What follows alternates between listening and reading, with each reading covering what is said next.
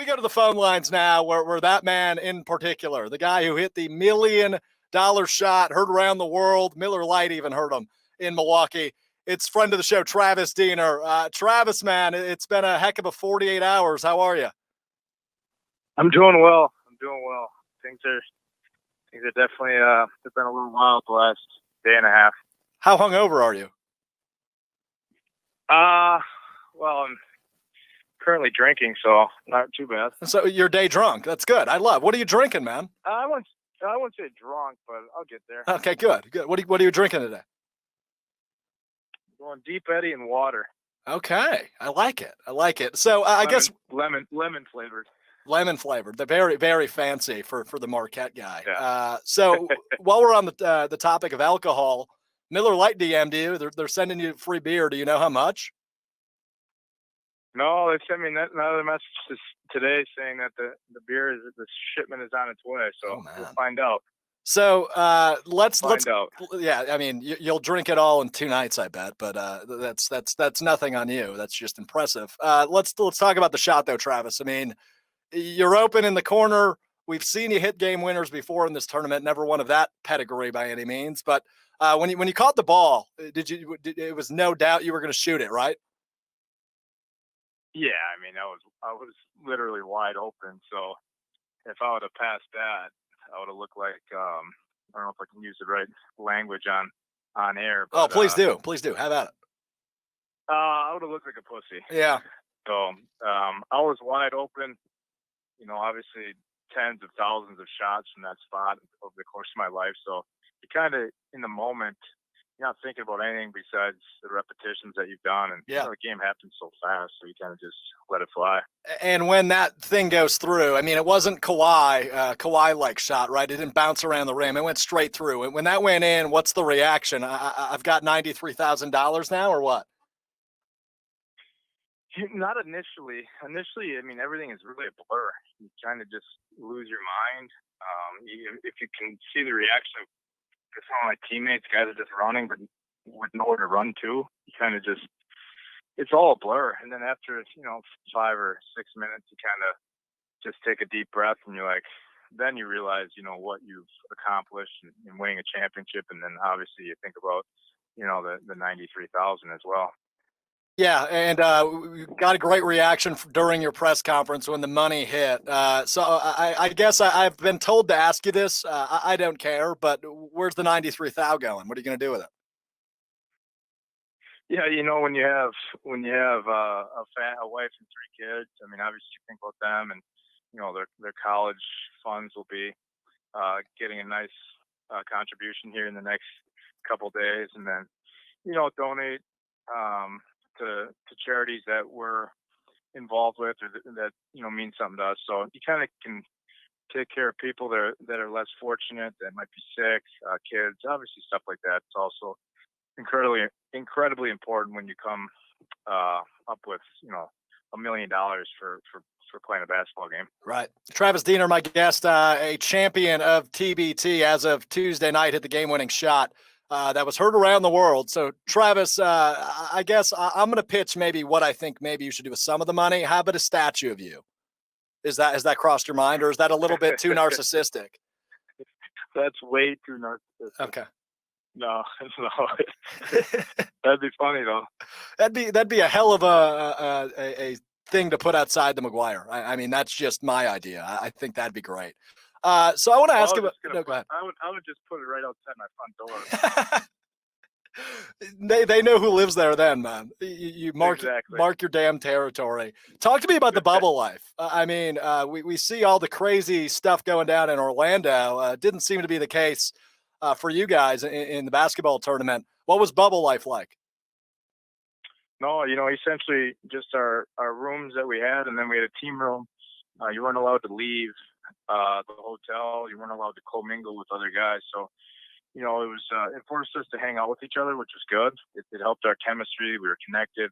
So for 14 straight days, it's pretty much our whole team would go down the team room, play cards, play video games, drink some beers, some wine, and eat and watch games, and just stuff that, men typically do when they're hanging out with each other. Doesn't sound too shabby. Yeah, no, it was good for the first few days. Then it gets kind of, like Groundhog's Day. You gotta go do this. And Yeah. there's really not much going on, but so we're all happy to be home. Yeah, I bet. And 10 days or whatever it was, 2 weeks about for you guys versus 3 months in the NBA. I guess that's a little bit more bearable. Yeah, it is. It is, but also, these guys that are, bitching and moaning, they're also getting a check every 2 weeks. And in the TBT, there's no guarantee that anything was coming through. So for the other 23 teams that sacrificed their time and they weren't going home with anything. So these Right. NBA guys that every 2 weeks are going to get a check, and that's their job. So I think they can suck it up, and they're trying to win a championship, which is awfully important. So I don't think you're hearing much complaining from the teams that know they have a chance to win it all. Yeah, that's not a bad point. So I gotta ask, man. Looking at this whole experience, I mean, it's pretty nuts. But I'm curious about one aspect, right? They packed up the bags, and if you lose, you got to go. So did you have to pack your bags before every game you played? Yeah, yeah, Oh my we'd pack goodness. up and take them down to the lobby, and if we lost, we'd have to leave. See, that Kind of kind of cool too. that is cool, and obviously great for safety precautions. But it seems kind of like a pain in the ass that you have to pack it before every game you played. Yep. Yeah, it was kind of a nuisance, but at the end, we were packing up pretty much every other day. It's like, all right, I'll just keep this stuff in here. Right. Yeah. You figured out what was essential to your stay and what wasn't, I imagine. Exactly.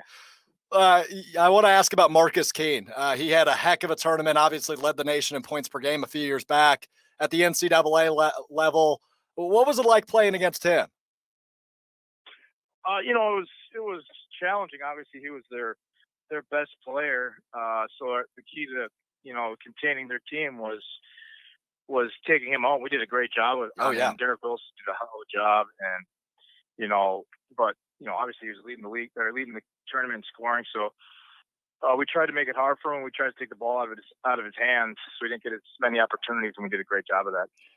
And you brought up Jameel, but DJO winning player of the tournament. Those two were great all week long, or the 2 weeks long, I guess. Yeah, I think they were. You could argue Jameel was the MVP, but DJ was great. Jameel hit big shots, so it was. Without those two, obviously we don't win the tournament. And to be honest, without a lot of players, we don't win the tournament. And that's the thing about being on a championship team. At different moments, in different games, guys can step up. Travis Diener, my guest, hit the big game-winning shot in TBT on Tuesday. He's $93,000 richer. Talk to me about your dad. I mean, we talked on June 2nd about your dad's intensity, and now another video, maybe even better, came out. We showed it right before you hopped on with me. When you saw that video, your dad going crazy, nothing out of the ordinary from him, right? Yeah, no, I mean, you could have told me his reaction without me seeing the video, and I would have known that. I've seen that my whole life from I was a little kid. It just shows his passion for basketball, his competitiveness, intensity. So that's probably where I get some of it. If you see that reaction, I think that's kind of how I've played. So it was nothing new for me. And was it the bar he was at, the one you picked up the tab at? Yeah. Yeah. Okay. And how much was that again? Just under 2,000, was it? Yeah. Yeah. Like 1,900, something like that. Gotcha. And I was reading the receipt a little bit. They were charging people for water. Well, bottled water. Oh, was it bottled?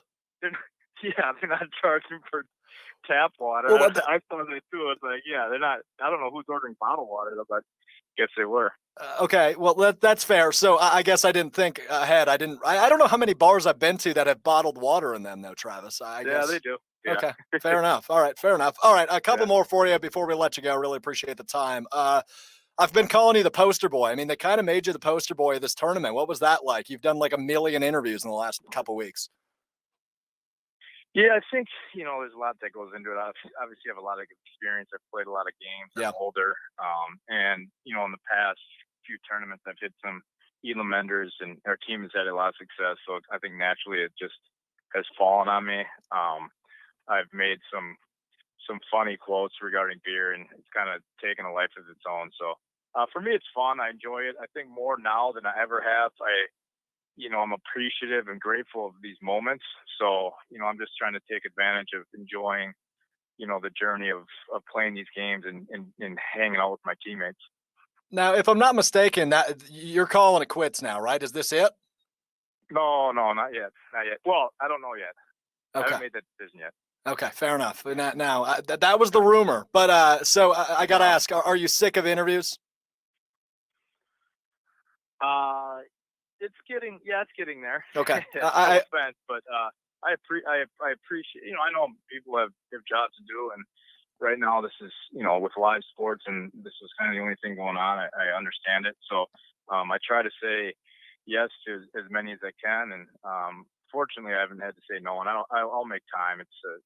I totally get it. You're a pro's pro, Travis, and we really appreciate the time, my friend. And a huge congrats again, man. That was a hell of a shot, a hell of a tourney, and it's always a pleasure to chat with you and a pleasure to watch you on the court. Hey, thanks a lot. Thanks for having me. Hopefully, we'll talk in the future. We definitely will, my friend. You stay safe, all right?